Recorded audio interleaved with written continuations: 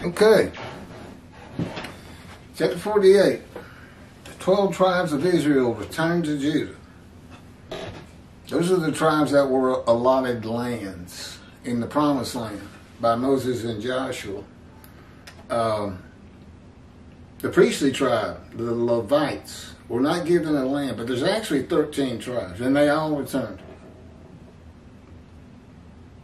Ezra makes that clear. The book of Ezra. Now, this book is Isaiah 53 and the Day of the Lord. All of my videos are coming from chapters of either this book, all of this book, and the chapters of the second book he dictated to me, as he dictated the Torah to Moses, the life of God's righteous servant, Moshe, to show how I fit the verses of Isaiah 53. Yeah, I mean, it's not everything in my life. It's really just all the bad things. Suffering, injuries, cancer, exposed to death. Okay, this is pretty long, so I'm going to get started on it. Oh, in addition, God also dictated, commanded, and directed each of the prophets of the book of the prophets to write their books. Everything in the Hebrew Bible came directly from God. He had men write it one way or another. Certainly the prophets did, wrote their own books. But probably would have helped with the writings, Ezra, Nehemiah, Chronicles 1, Chronicles 2, everything in there. Really, I had a lot more explanation of what's important about knowing this book and these videos in chapter 47, the one before this, especially the part 2, because it was real short, and so I talked a lot more about what you find in this book and what a man in divine beings is, and how they're just all over the Hebrew Bible. Moses, David, Elijah, all the prophets, men in divine beings. Now you can find out what that's about. This is Isaiah 43, verses 5 and 6. Fear not, for I am with you. I will bring your folk from the east, will gather you out of the west. I will say to the north, give back, and to the south, do not withhold. Bring my sons from afar, my daughters from the end of the earth. This would have been for the exiles as much as anything. This is Isaiah 43, verse 1. But now thus says the Lord, who created you, O Jacob? Who formed you, O Israel? Fear not, for I will redeem you. I have singled you out by name. You are mine.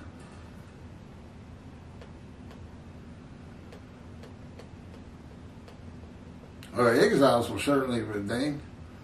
He anointed a Gentile, Cyrus of Persia, to become king of all the nations. King of all the nations. And he issued from... Persia had defeated Babylon, who had defeated Assyria and the Chaldeans. But it was Cyrus who issued a proclamation that all of the exiles could return to Jerusalem to build God's house, the second temple. And they did. It's free passage. I'm about to do, this is Isaiah 43, verse 19. And this is sin forgiveness for the exiles. The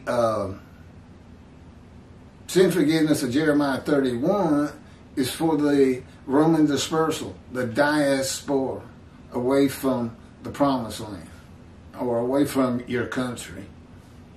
That's Hebrew Bible, so it's away from the promised land. I'm about to do something new. Even now it shall come to pass. Suddenly ye shall perceive it. I will make a road through the wilderness and rivers in the desert. The road was that proclamation. Y'all are free to go. That's what he did. This is Isaiah 43, verse 25. It is I who, for my own sake, wipe your transgressions away and remember your sins no more. They became a holy seed and built the second temple. That was for him. He didn't deserve it. He's probably going to say the same thing about the third temple. They're going to tell him what else he'll have me write one day. Once this gets accepted by a multitude of people. I make the many righteous, and as my portion, I receive the many. That would be the many made righteous who follow me, heed me, listen to my words, promote me. And as my spoil, I receive the multitude. So the many grow. I don't know how long it's going to take. He's been with me 16 years now, preparing me. Keep telling him, let me out of this fire of refinement. Stop hurting me. It's emotionally and physically. Sleep deprivation. I found out I can stay up 4 straight nights. You become like a zombie. And he starts hurting you and doing mean things to you. 2, break your will. Temper your emotions. Calm your anger. Because after a while you can't even get angry anymore. You just take the pain. Just try not to talk.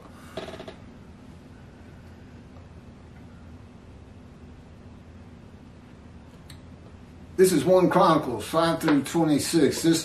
This chapter is actually in 3 parts. This is the first section. So the God of Israel roused the spirit of King Pul of Assyria, the spirit of King Tiglath-Pileser of Assyria, and he carried them away. Namely,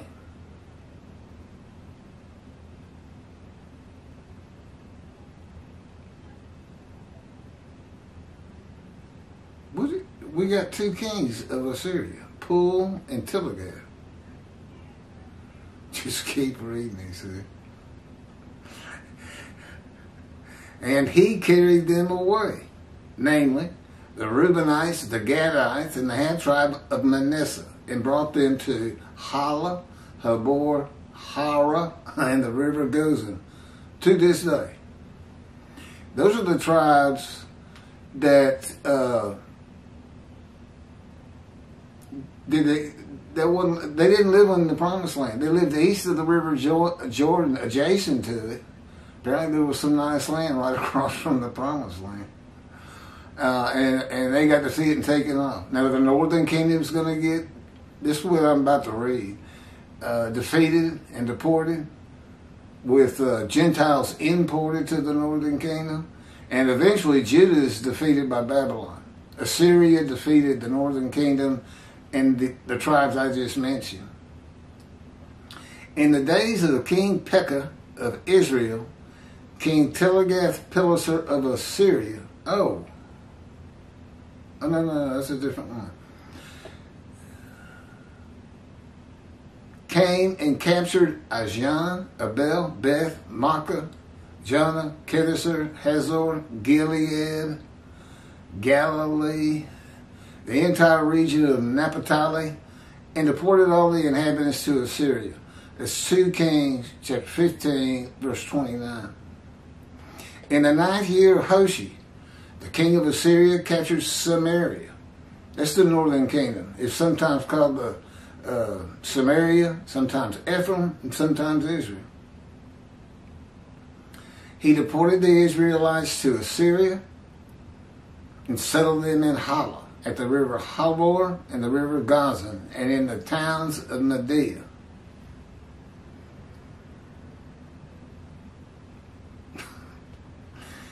The king of Assyria brought people from Babylon, Kutah, Ava, Hamath, Sepharvaim, and he settled them in the towns of Samaria in place of the Israelites. They took possession of Samaria and dwelt in its towns. 2 Kings chapter 25 verse 1.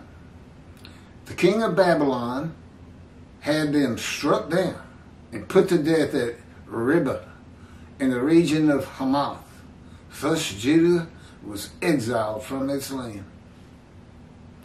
2 Chronicles, chapter 36, verse 2. Thus said King Cyrus of Persia, the Lord God of heaven has given me all the kingdoms of the earth, and has charged me with building him a house in Jerusalem, which is in Judah. Jerusalem's actually in the lands of Benjamin, but all the kings all the kings of Judah rule from Jerusalem. So Benjamin's lands are considered part of Judah. Any one of you of all his people, all you 13 tribes, it doesn't say that, it says, of you of all his people, the Lord his God be with him, and let him go up. Go to Jerusalem and build the second temple.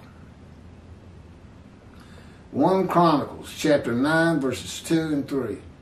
The first to settle in their towns on their property were Israelites, priests, Levites, and temple servants, while some of the Judaites, some of the Benjamites, and some of the Ephraimites and Manasseites settled in Jerusalem. Well, they weren't lost, were they? Ephraim and Manasseh. And Ezra makes it even more clear. Part 2, from the book of Ezra and Nehemiah. The following verses were written by men who were eyewitnesses of the return of all the tribes of Israel under the declaration of Cyrus of Persia, whom God anointed to clear the way for them to build the second temple. They testify that all 12 tribes and the tribe of the Levites returned to the lands of Judah and the lands of Benjamin, the lands of the kingdom of Samaria, the northern kingdom, sometimes called Ephraim and sometimes called Israel, were inhabited by Gentiles. Ezra, chapter 3, verse 1. When in the 7th month arrived, the Israelites being settled in their towns, the entire people assembled as one man in Jerusalem. There it is. That's the definition of the Jewish people being called Israel. They have to gather as one man. All of them. It's only happened twice. At Oreb, when God had Moses get all of the Israelites together, and they gathered as one man. And to a man agreed to be his people and to listen and to obey and abide by his laws, commandments, and directions they received from Moses. Ezra chapter 2, verse 70. The priests, the Levites, and some of the people, and the singers, gatekeepers, and the temple servants took up residence in their towns, and all Israel in their towns. Well, the people from the northern kingdom couldn't go back there. They was inhabited by Gentiles.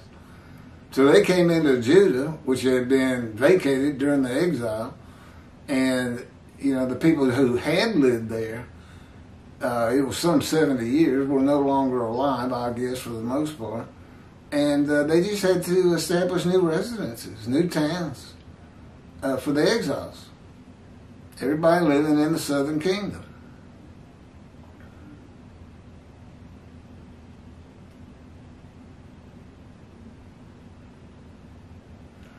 Nehemiah, chapter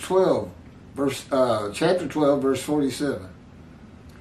And in the time of Zerubbabel and the time of Nehemiah, all Israel, here it is again, contributed the daily portions of the singers and the gatekeepers, and made contribution for the Levites. And the Levites made sacred contributions for the Aaronites. I guess that's the clan of Aaron.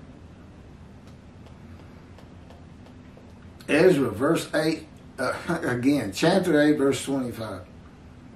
And I weighed out to them the silver, the gold, and the vessels, the contribution to the house of our God, which the king, his counselors and officers, and all Israel who were present had made. Ezra chapter 8, verse 29. You want me to? God says the reason we got so many of these verses out is because of the teaching that there's 10 lost tribes. How could you possibly read Ezra and Nehemiah and come up with that and believe it's true and teach it? It's why they've been reckoned with and dismissed. There's more on that in chapter 47. There's a whole chapter called Reckoning and Dismissal. It's in the book, and of course it's on video. Ezra 8, chapter 29.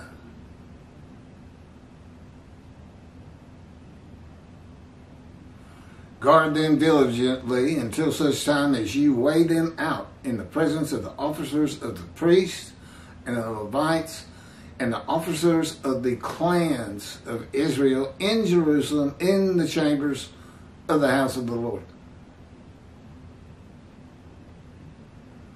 Ezra chapter 9, verse 1.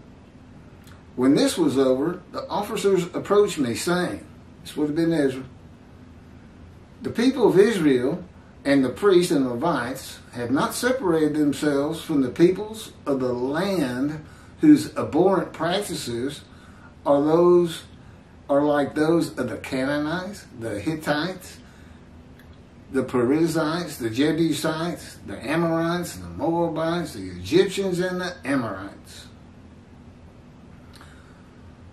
Ezra, chapter 10, verse 5. So Ezra at once put the officers of the priests and Levites and all Israel under oath to act accordingly, and they took the oath. Nehemiah, chapter 1. He controls my thoughts and my words, and he's the one actually doing that. And it's because he wanted me to tell you that, I guess. He's mysterious, my friends.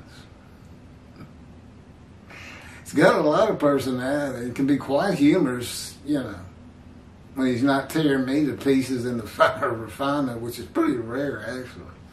Kind of I had a good night. The day started out, I know he's here. Believe me, his power's around me. Both my feet are numb and tingling. I can feel pressure on my shoulders and my knees. I can hardly get out of this chair. And he thinks that's so funny. He does. I can see. I just know he's laughing. It's not to my ear. Let your ear, I just said ear. Let your ear be attentive and your eyes open to receive the prayer of your servant that I am praying to you now, day and night, on behalf of the Israelites, your servants. He doesn't call them righteous servants, by the way. They're always servants. Which is funny, too, because Jews for Judaism says all the Jewish people gathered as one man, Israel, are the servant in his commentary. But he's saying they're the righteous servant of Isaiah 53, but he never uses that phrase. I don't know. It's peculiar. Day and night on behalf of the Israelite, your servants, confessing the sins that we Israelites have committed against you, sins that I and my father's house have committed.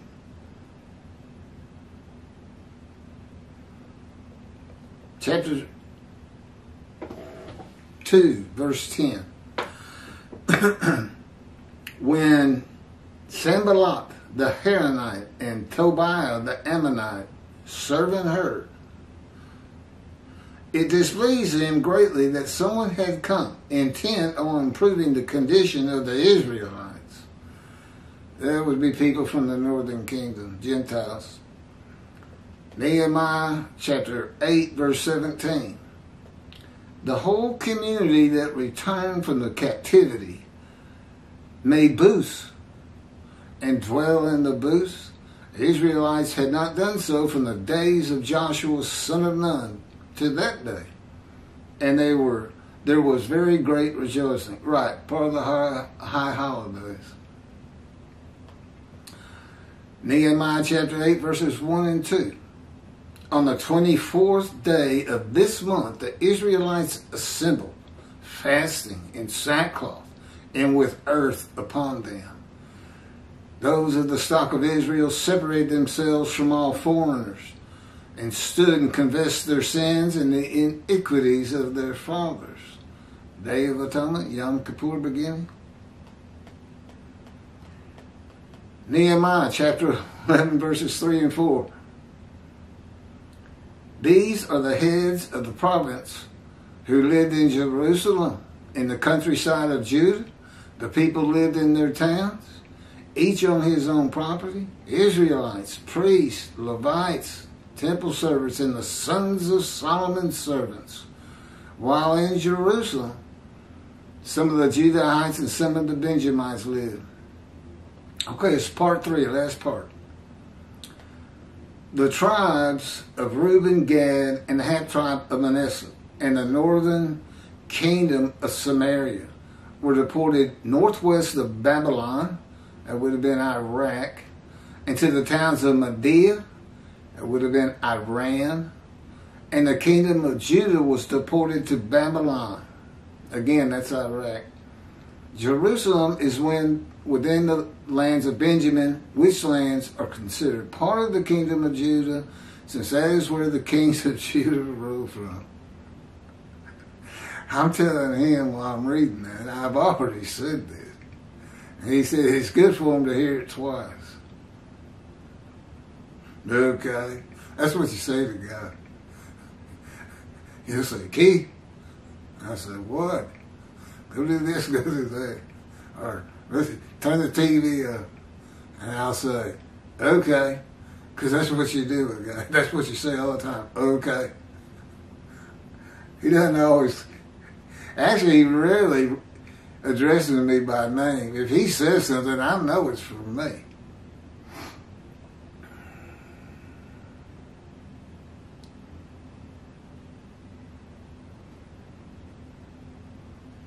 Which lands are considered part of the kingdom of Judah, since that is where the kings of Judah rule from. That is why there is an emphasis on the Judaites and Benjamites in the accounts of the return of the 12 tribes of Israel to the lands of Judah and Benjamin. Basically, what you see in Ezra and I assume Nehemiah, Ezra has got Manasseh and Ephraim. Those are the largest tribes. He just didn't mention all the tribes, the smaller tribes. Now, Judah, Ephraim, and Manasseh. Manasseh was so big they had to cut it in half. It was half tribe of Manasseh. They're the ones that lived east of the River Jordan, and the other half lived in the Promised Land. And Benjamin is mentioned also for this very reason. That's where the temple is and the king's rule from the lands of Benjamin. He's mentioned, and Benjamin was the smallest tribe.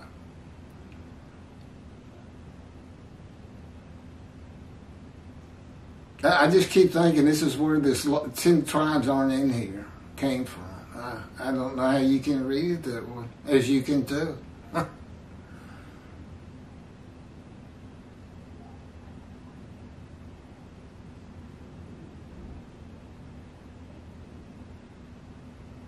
What is this? No. Did the page move? No. When the 7th month arrived, the Israelites being settled in their towns, the entire people assembled as one man in Jerusalem. When the people Israel gather as one man, it is all 12 tribes and the Levites, the priestly tribe without an allotment of the promised land. Judahites and Benjamites alone are not Israel, though all reference to Israelites would include them. The first to settle in their towns on their property were Israelites, priests, Levites, and temple servants, while some of the Judaites and some of the Benjamites, some of the Ephraimites, and some of the Manassesites settled in Jerusalem. Ephraim and Manasseh were not lost tribes, as many believe and many rabbis teach from writings outside of the Hebrew Bible. I would suspect the Talmud or something from Rambam. It is said in writings by sages and rabbis that 10 of the 12 tribes of Israel became lost and did not return to Judah to build a second temple. There never were lost tribes according to the Hebrew Bible and God. These are the words of God. This is God's chapter. Every bit of it. He taught it to me, and he said, Keith, go to your computer. Type this. 12 tribes of Israel returned to... all 12 tribes returned. And go to your Tanakh. You can find the translation of it was on the internet. I can't find it, man. And put all these verses in. You know, copy, paste, put them on my notepad. Command it and direct it. Do these things. We're going to put them on to a new blog. We got up to like 117 blogs, and then we turned those 117 into a book of 50 chapters. We were doing that a long time ago.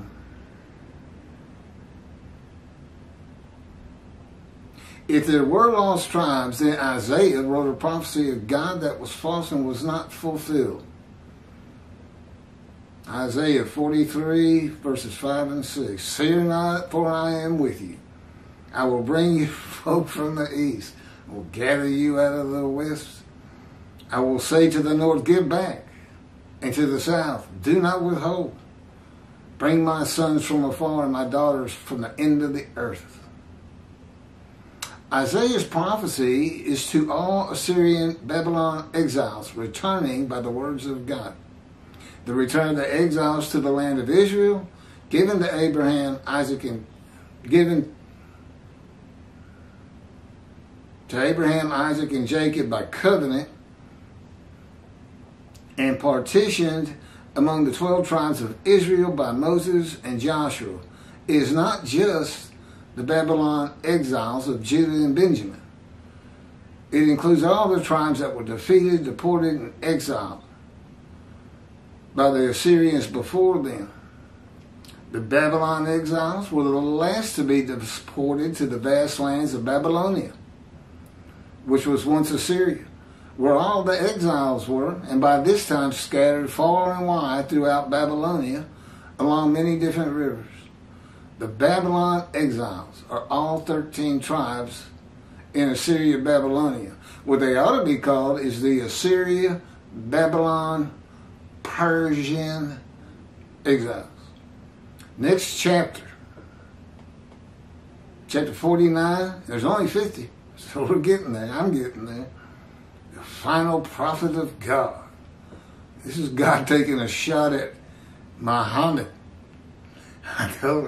I said, they're going to say I blaspheme him. They claim he's the last prophet of God and messenger. It's etched on their mosque in stone. And it turns out, am the last prophet of God, as far as the Hebrew script, the Hebrew Bible's concerned. And we tell them in this next book, this next chapter. I said, they're going to declare a jihad against me. And that's what, if you see this man who has blasphemed Muhammad, kill him. That's what's going to happen. I don't worry about it. The angel goes before me and God's got my backside. And he needs me. I'm his representation. His prophet like Moses. That doesn't mean he can't hurt me an awful lot. Because he does. There's plenty of videos explaining that in greater detail. It's horrifying is what it is. Thanks for watching.